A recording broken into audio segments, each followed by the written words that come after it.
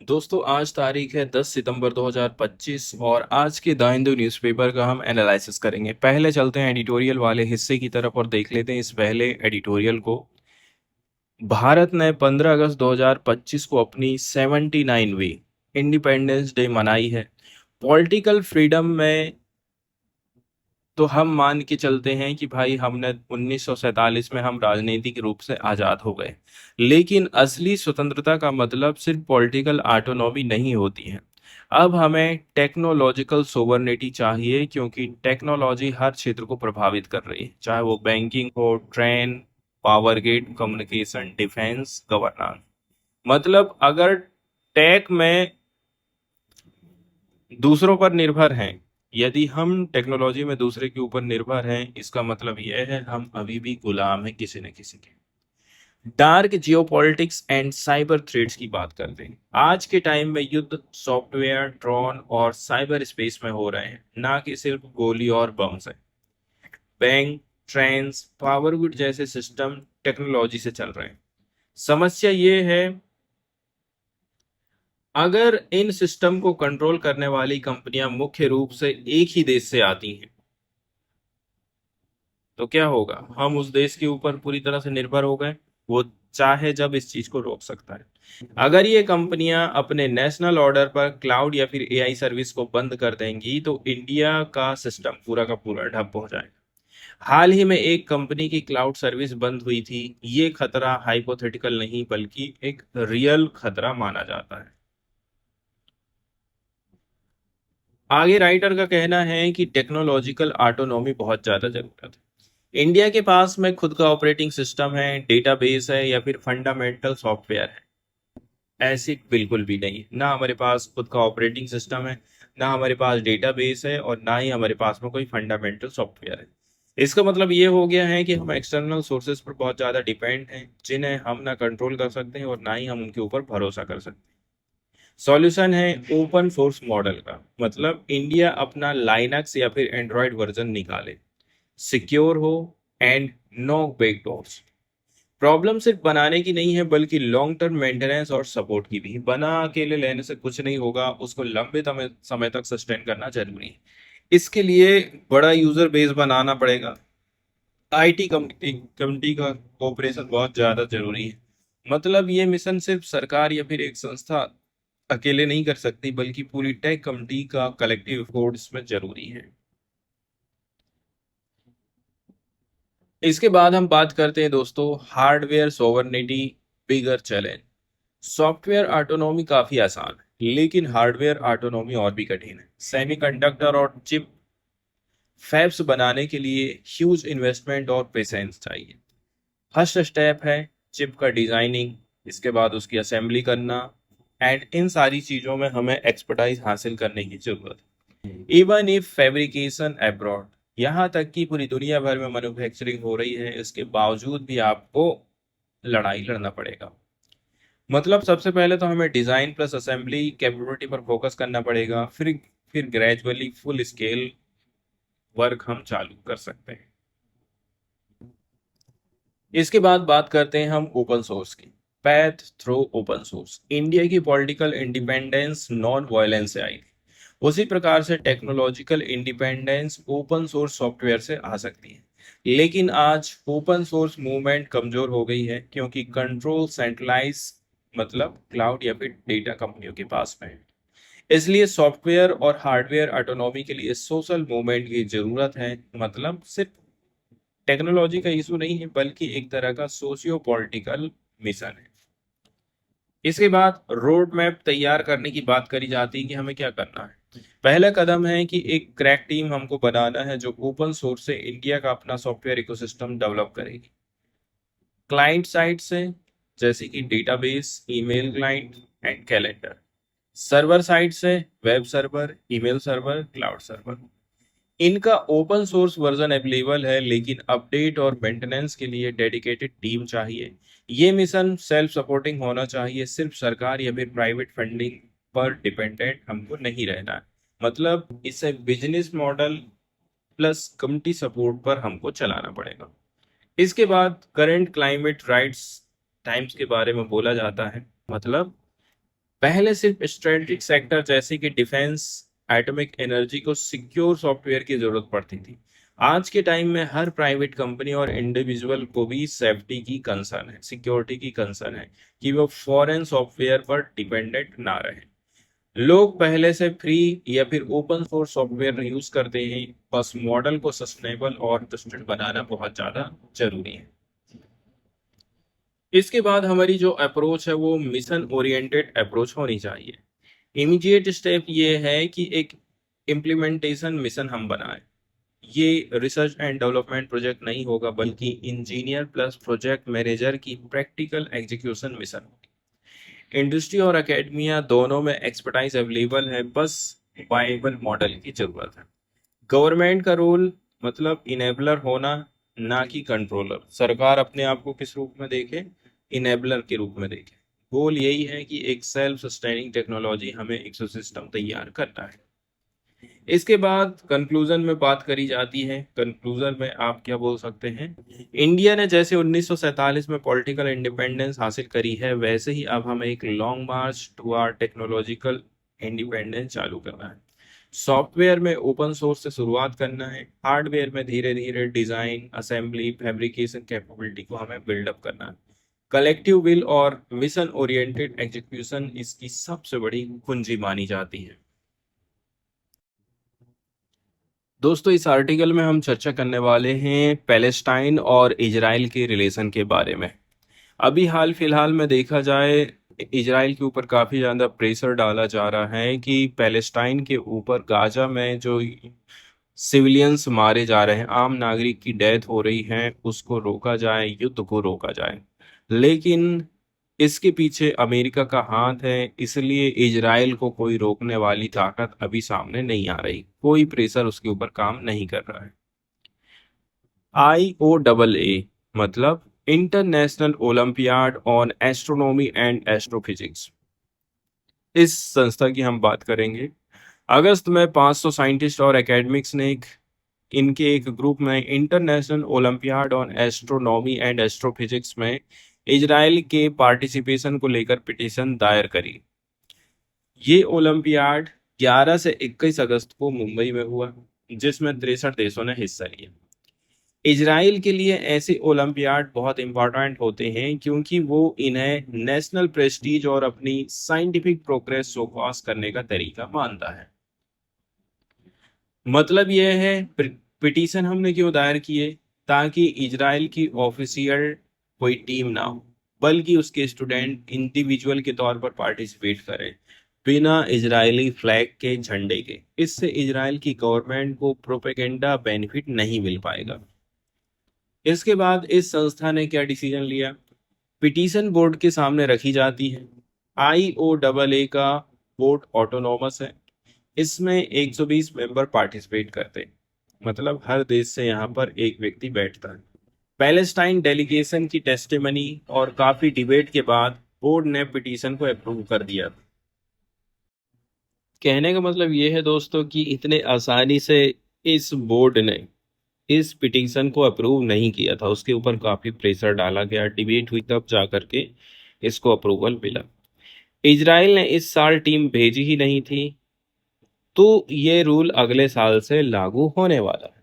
मतलब अब अगर इजराइल फ्यूचर में भाग लेगा, पार्टिसिपेट करेगा, तो उसे टीम की तरह नहीं बल्कि इंडिविजुअल बेसिस पर लेना पड़ेगा। बात करते हैं इंडियन एकेडमिक्स में हमें किस प्रकार के रिफ्ट देखने को मिला। अब इजराइल ने इस चीज को लेकर के काफी ज्यादा हमला बोला। इजराइल की तरफ से बहुत ही गुस्से वाली रिएक्शन आई है।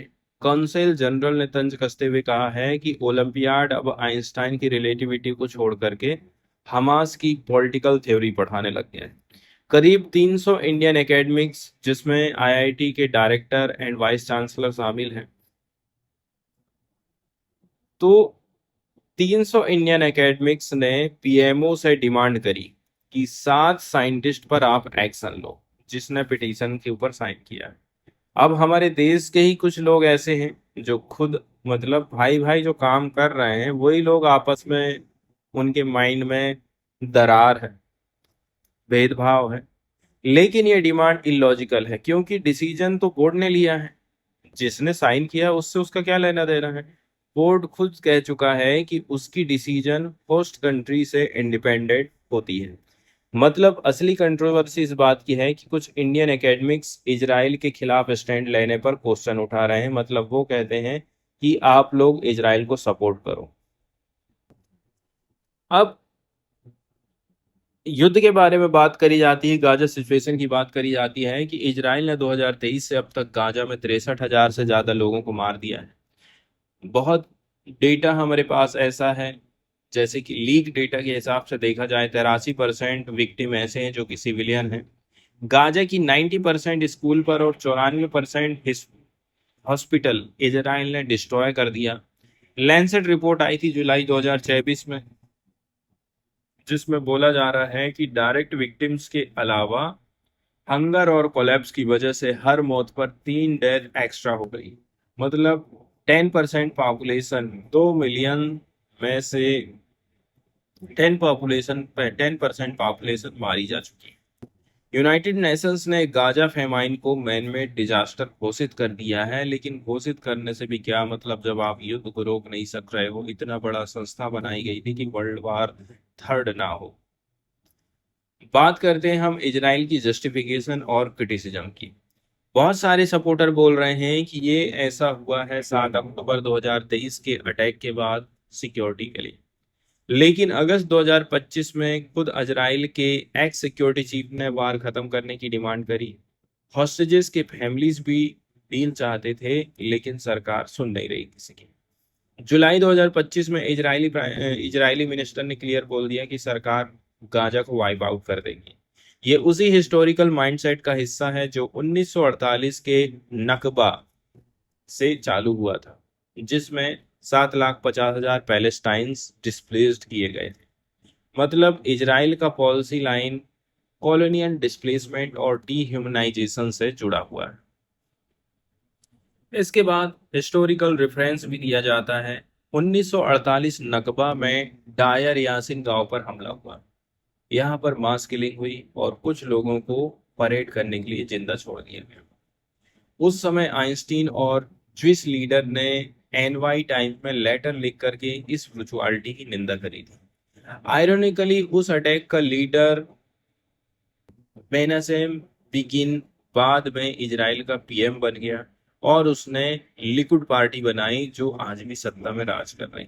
मतलब इजराइल की पॉलिटिक्स की जड़ें शुरू से ही वायलेंट डिस्प्लेसमेंट और पैलेस्टाइन की डिनायल से जुड़ी हुई। इसके बाद बात करते हैं हम रोल ऑफ एकेडमिक्स की।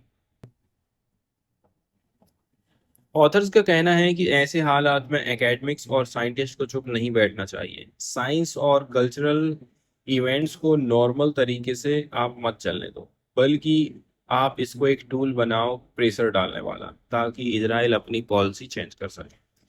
दिक्कत की बात यह है कि हमारे साथ वाले ही लोग, उनमें खुद ही फूट है, उनके माइंड में ही खुद भेदभाव चल रहा है। कुछ इंडियन एकेडमिक्स और सोशल मीडिया रिएक्शंस इजराइल का बचाव कर रहे हैं या पैलेस्टाइन की बेसिक डिग्निटी को डिनाई कर रहे हैं। यानी सिर्फ इजराइल पैलेस्टाइन तक सीमित मुद्दा नहीं है, बल्कि ये इंडिया के अंदर भी कम्युनल हार्मनी और एकेडमिक फ्रीडम की टेस्ट है। वे फॉरवर्ड में बोल सकते हैं कि पिटीशन सिर्फ IOAA की पॉलिसी तक सीमित नहीं है, बल्कि ब्रॉडर स्ट्रगल का हिस्सा है। ये चीज दिखाता है कि कई इंडियन एकेडमिक्स अभी भी डेमोक्रेटिक राइट्स और एंटी कॉलोनियल ट्रेडिशन के साथ में खड़े हैं। न्यूज़ वाले सेक्शन की तरफ यदि हम जाएंगे दोस्तों, तो हाल फिलहाल में अभी हम देखेंगे CP राधाकृष्णन, जो कि महाराष्ट्र के गवर्नर रहे हैं।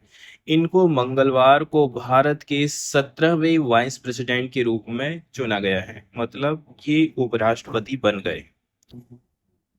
इन्होंने जो वोट जीता था उसका जो मार्जिन है 152 वोट है। एनडीए के कैंडिडेट राधाकृष्णन को 452 वोट मिले थे, जबकि अपोजिशन ने अपना लीडर बनाया था किसको, जस्टिस, जो कि रिटायर हो चुके थे, बी सुदर्शन रेड्डी को। इनको 300 वोट मिले थे। 15 वोट इनवैलिड निकले और 14 MPs ने वोटिंग से अब्सटेन किया। मतलब एनडीए के कैंडिडेट ने साफ जीत हासिल करी। Electoral and college and voting की बात करें, वाइस प्रेसिडेंट्स इलेक्शन में इलेक्टोर्स होते हैं, इलेक्टर्स होते हैं, मतलब इसमें केवल मेंबर ऑफ पार्लियामेंट पार्टिसिपेट करते हैं, लोकसभा प्लस राज्यसभा के। अब यहाँ पर देखिए टोटल स्ट्रेंथ है 788 वोटर डालने वाले लोग, लेकिन 6 वैकेंसीज राज्यसभा में है प्लस 1 वैकेंसी है लोकसभा, इससे फाइनल जो काउंट है वो हो गया है 781। अब इसमें से 767 एमपीस ने वोटिंग किया, मतलब टर्नआउट जो है 98.2% रहा। रिजल्ट की घोषणा returning officer Rajya Sabha secretary general PC mode ने करी थी।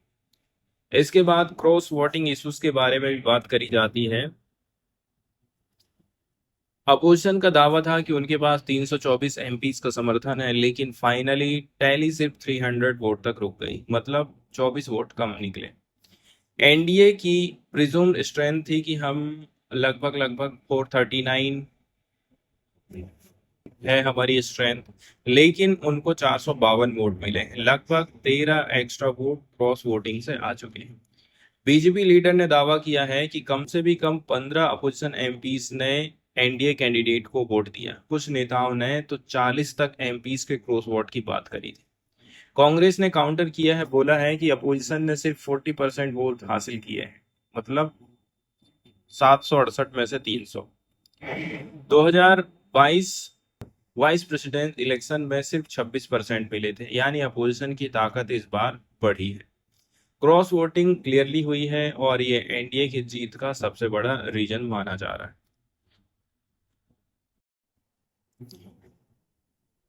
इसके बाद अलग अलग लीडर्स की तरफ से क्या क्या रिएक्शन आया है इसके बारे में बताया जाता है। और राधा कृष्णन की तरफ से जो पहला स्पीच आया था उसमें क्या बोला गया कि अपोजिशन ने इसे आइडियोलॉजिकल फाइट बताया, लेकिन रिजल्ट दिखाता है कि नेशनलिस्टिक आइडियोलॉजी जीती। ये हर भारतीय की जीत है, अब सभी को मिलकर के काम करना होगा। उन्होंने जोर दिया है कि अगर 2047 तक विकसित भारत बनना है तो हमें सिर्फ पॉलिटिक्स नहीं करनी चाहिए, बल्कि डेवलपमेंट के ऊपर फोकस करना पड़ेगा। इसके बाद पॉलिटिकल सिग्निफिकेंस की बात करें, एनडीए की जीत एक्सपेक्टेड थी, लेकिन क्रॉस वोटिंग ने अपोजिशन को कमजोर कर दिया है। अपोजिशन का आर्गुमेंट है नंबर से हार, लेकिन पॉलिटिकली एंड मोराली वो स्ट्रोंगर हुए हैं क्योंकि उनका वोट शेयर 2022 से बढ़ा है। एनडीए का आर्गुमेंट है आइडियोलॉजी की जीत हुई है और ब्रॉडर एक्सेप्टेंस है, मतलब बहुत सारी पब्लिक ने इस चीज को सपोर्ट किया है। दोस्तों हाल फिलहाल में देखा जाए एक न्यूज़ बहुत ज़्यादा चर्चा में रही है, वो है नेपाल की न्यूज़। नेपाल में अभी स्टूडेंट का प्रोटेस्ट चल रहा है, पार्टिकुलरली ये जो प्रोटेस्ट है यंग लोगों की तरफ से चालू किया गया था। आप इसमें देखेंगे जब से यहाँ की सरकार ने बोला था कि ट्विटर, फेसबुक, यूट्यूब ऐसे बहुत सारे जो सोशल मीडिया ऐप हैं उनके ऊपर बैन लगाया जाएगा, तो लोग इसके विरोध में सड़कों पर उतर आए थे। विरोध इतना ज्यादा हिंसक हो गया था, मतलब ये तो एक प्रकार से चिंगारी थी। ऑलरेडी से देखा जाए लोग काफी लंबे समय से सरकार से परेशान थे और वो जो गुस्सा है कल प्रोटेस्ट के रूप में हमको देखने को मिला। अभी हाल फिलहाल में ये न्यूज आई है कि पीएम ओली ने, नेपाल के प्रधानमंत्री केपी शर्मा ओली ने मंगलवार को इस्तीफा दे दिया है। इस्तीफे का रीजन है क्योंकि यहाँ की जो जनता है करप्शन को लेकर के प्रोटेस्ट कर रही थी। पुलिस फायरिंग में 19 लोगों की डेथ हो गई है, तो जिम्मेदारी कौन लेगा? इससे अच्छा है कि आप शांत हो जाओ। ओली ने राष्ट्रपति रामचंद्र पौडेल को लेटर देकर कहा है कि वो क्राइसिस का समाधान निकालने के लिए पद छोड़ रहे हैं ताकि ये जो क्राइसिस है वो शांत हो जाए।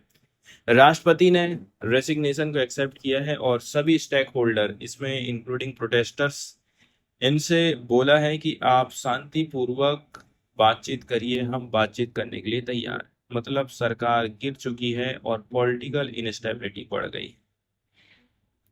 इसके बाद आर्मी ने बोला है आप शांति बना के रखिए। कर्फ्यू होने के बावजूद हजारों प्रोटेस्टर सड़क पर उतर आए हैं।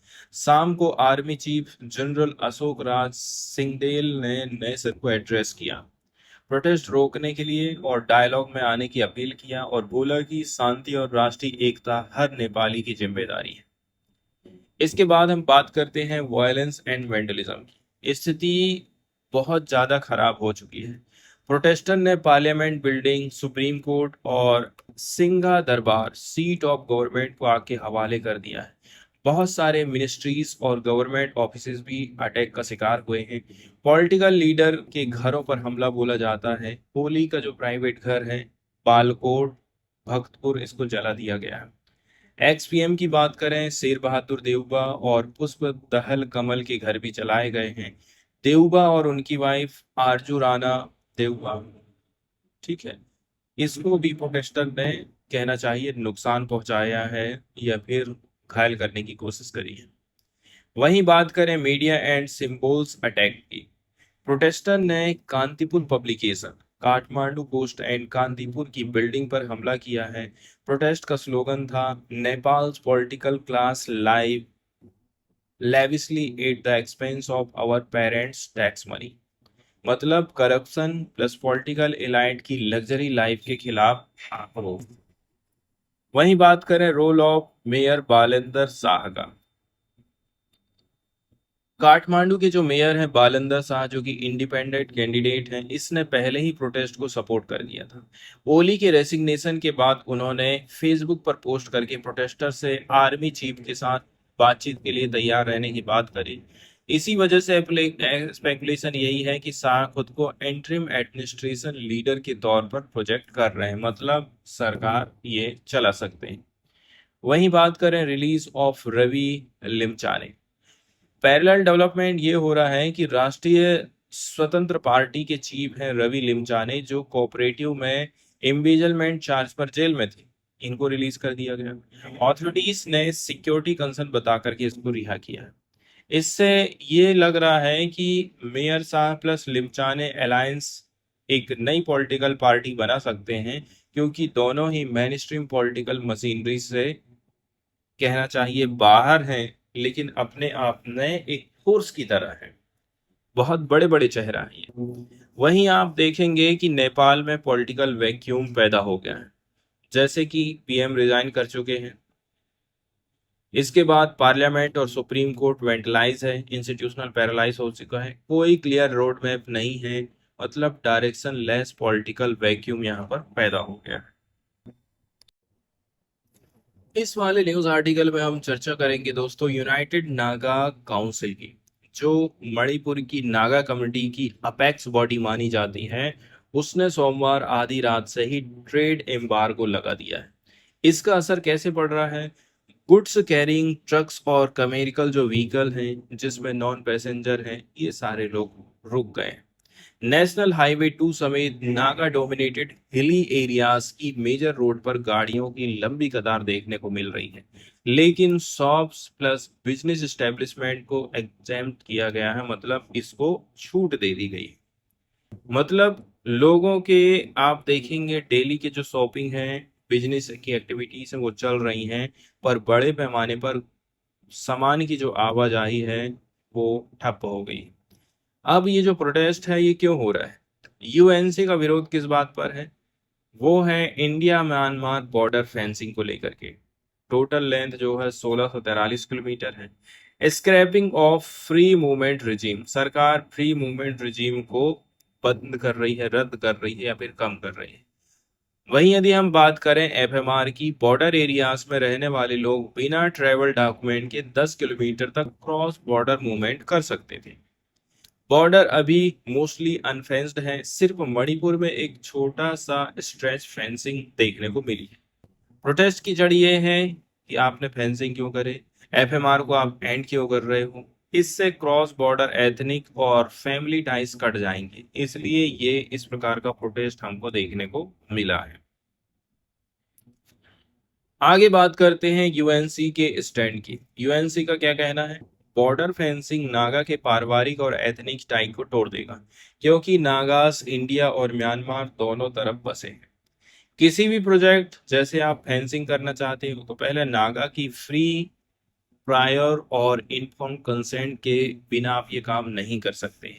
मतलब यूएनसी इस इशू को सिर्फ सिक्योरिटी नहीं बल्कि आइडेंटिटी और होमलैंड के मुद्दे से जोड़ रहा है। वहीं कुछ और भी टेंशन है जो कि इससे रिलेटेड है।